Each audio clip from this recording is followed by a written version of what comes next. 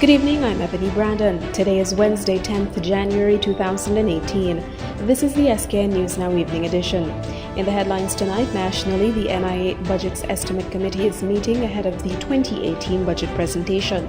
Internationally, a boat has sunk off the Libya coast, killing at least 90 migrants. And in sport, a 23-year-old Papua New Guinea rugby player has died after suffering heat stroke.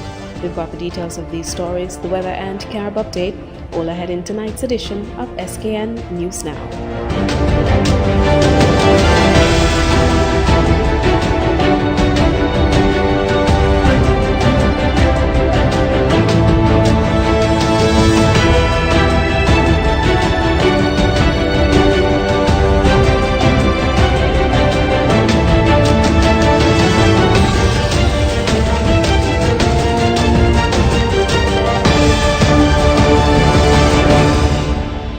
The Budget Estimates Committee of the Nevis Island Administration will conclude its meetings on Thursday ahead of the budget presentation of the new Mark Brantley-led Nevis Island Administration.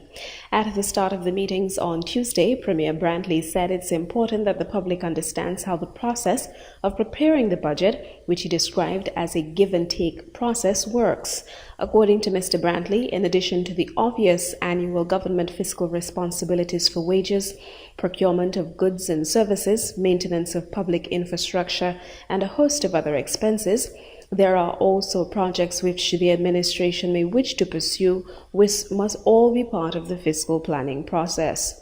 Notwithstanding, the Premier continued that the island's financial standing also has to be taken into account, and a middle ground arrived at working with the advice of technicians in the Ministry of Finance. The Nevis budget is normally presented in December. However, plans were delayed as elections were called in the same month last year. Whether the administration remained the same, as was the case, although under the new leadership of Premier Mark Brantley, or had the Nevis Reformation Party won, the late presentation of the budget would likely have remained, as in either scenario, a new administration would have been determined to stamp its mark early on in its term with the plans for expected public revenue and expenditure outlined in its budget. Joining Premier Brantley in the three-day meetings are his cabinet colleagues, Deputy Premier Alexis Jeffers, Stedman Truss, Cabinet Secretary Honorable Eric Evelyn, and Honorable Spencer Brand. Also in attendance are Permanent Secretary in the Ministry of Finance, Colin Dorr, Principal Assistant Secretary in the Ministry of Finance, Joan Brown, Budget Analyst Shakima Brown and Abina Simon, and Economist Jasmine Brazier. Ornette Herbert, Permanent Secretary of Human Resources, and Renita Seabrooks, Administrative Officer in the Human Resources Department, are also in attendance. Other members of Cabinet, as well as permanent secretaries from all ministries, will make an appearance at the meetings before its conclusion on Thursday. The government of the state of Qatar has donated $300,000 toward post-hurricane recovery efforts in St. Kitts and Nevis. The monetary donation was made by non-resident ambassador of the state of Qatar to St. Kitts and Nevis, Kamis Al-Saouthi, during a courtesy call with Prime Minister Dr. Timothy Harris. While compared to other islands, including Dominica, Barbuda, and St. Martin, which were devastated by Hurricanes Irma and Maria in the 2017 hurricane season, St. Kitts and Nevis escaped relatively untouched. The agricultural sector, some infrastructure, and several homes did sustain moderate to severe damages. Following the storms, the government said it estimated the damages at $150 million. According to the federal government, the Qatari donation will assist in alleviating the effects of Hurricanes Irma and Maria. Meanwhile, during Ambassador Al-Saouthi's meeting with Prime Minister Harris, discussions regarding the bilateral relations between the two countries and means of strengthening and developing these relations were held.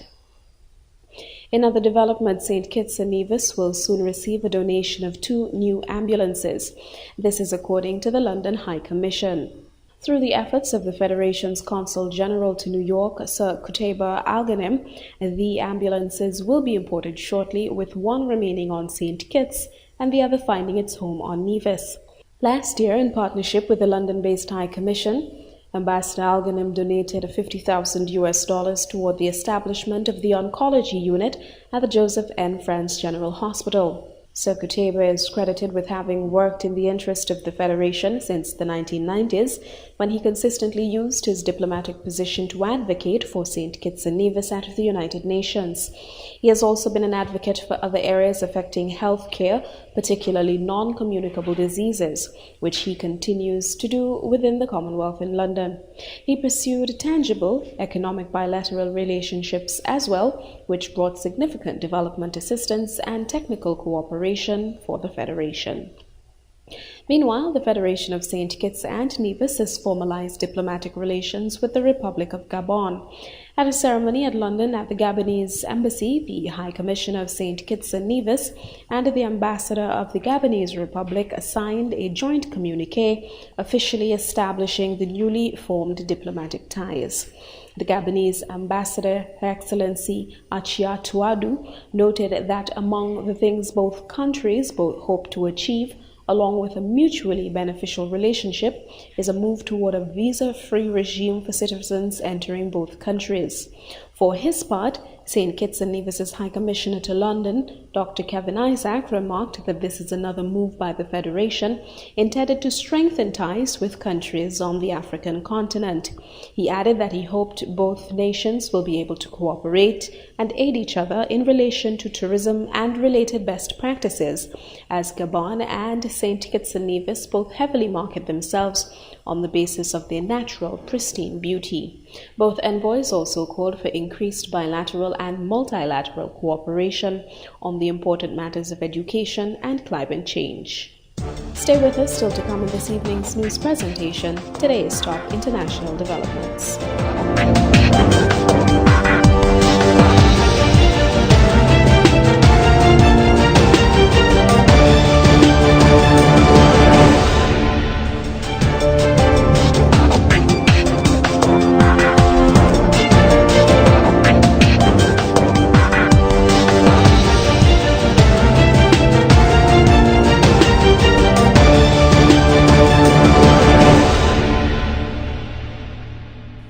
At least 90 migrants drowned when a rubber boat sank off the coast of Libya.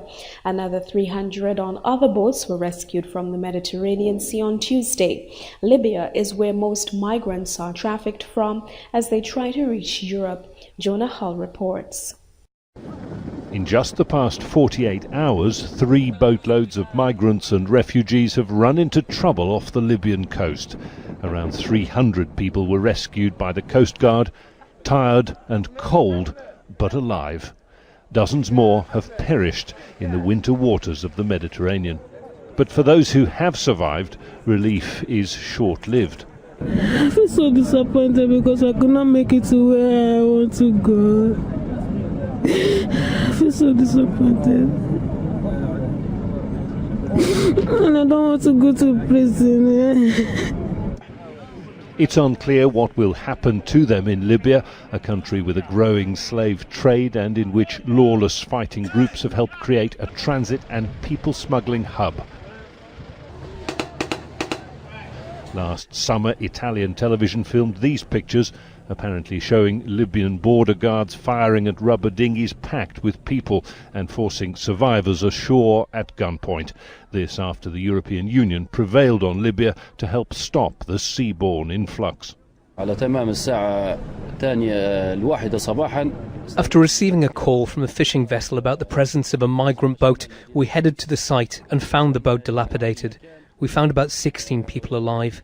Unfortunately, the rest of them were missing. At least 3,000 people died last year trying to reach Europe by crossing the Mediterranean. Flimsy vessels provided by people smugglers proving no match for the high seas. We tried to search for them, thinking that maybe we might find the migrants alive, but unfortunately we did not even find bodies. The sea was very rough. Already the signs are that 2018 will be no different.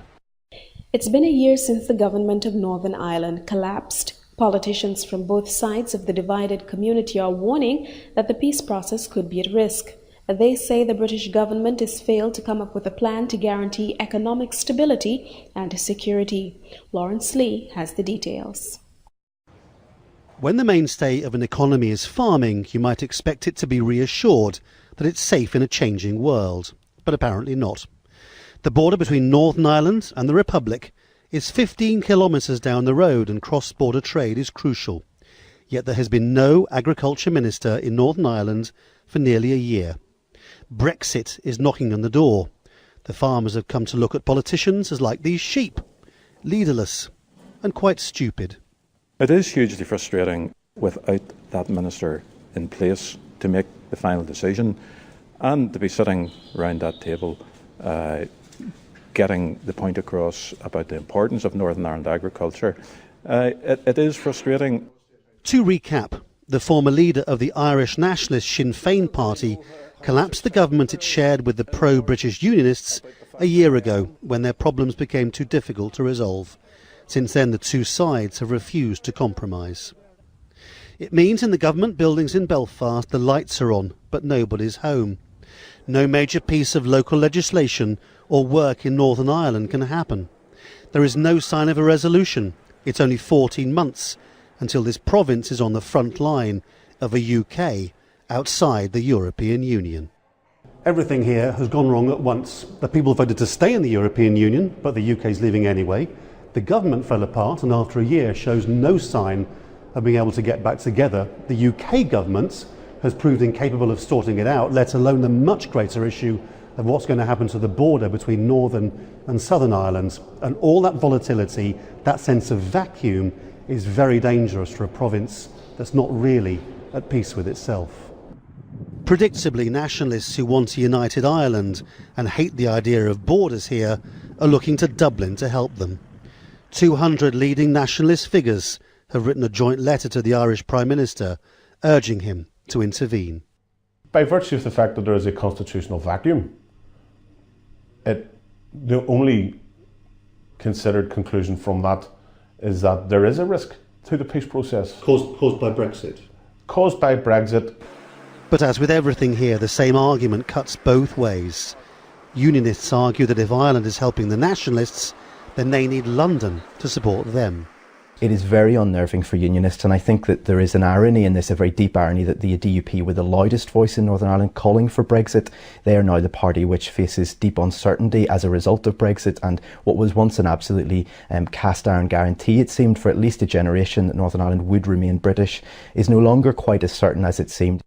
The Good Friday Agreement is 20 years old in April. The treaty, which officially ended the sectarian war here, has guaranteed the peace since then.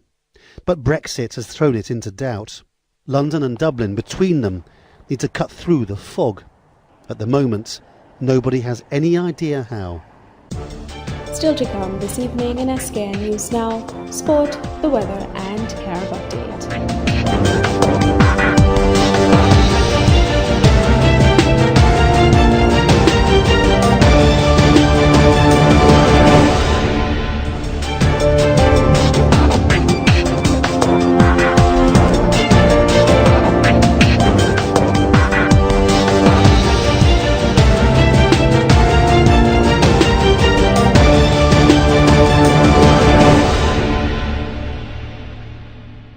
A 23-year-old rugby player from Papua New Guinea has died after suffering apparent heat stroke following a training run.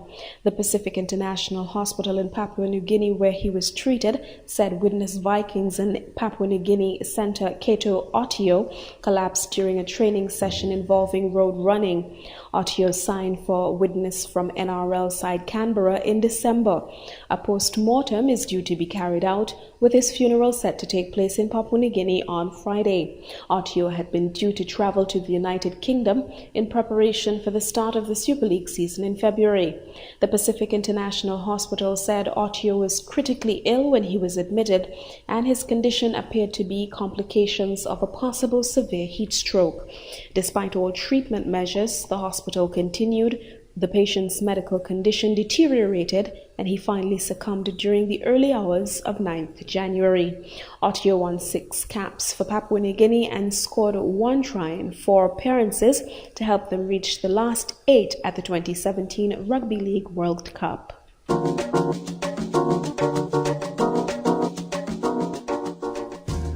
And with that look at today's sport developments, we now turn attention to the weather forecast. Over St. Kitts and Nevis tonight, conditions will be partly cloudy to cloudy with a high chance of showers. Seas are rough with swells of 1.8 to 2.4 meters or 6 to 8 feet. Warnings remain in effect for small craft operators and sea bathers against hazardous marine conditions. Winds are easterly at 13 to 19 miles per hour over land and increasing at times to near 23 miles per hour over coastal waters. There's also a moderate chance of the winds gusting in showers tonight. The sea level pressure is 1016.6 millibars or 30.02 inches. The sun will rise tomorrow at 6:39 a.m.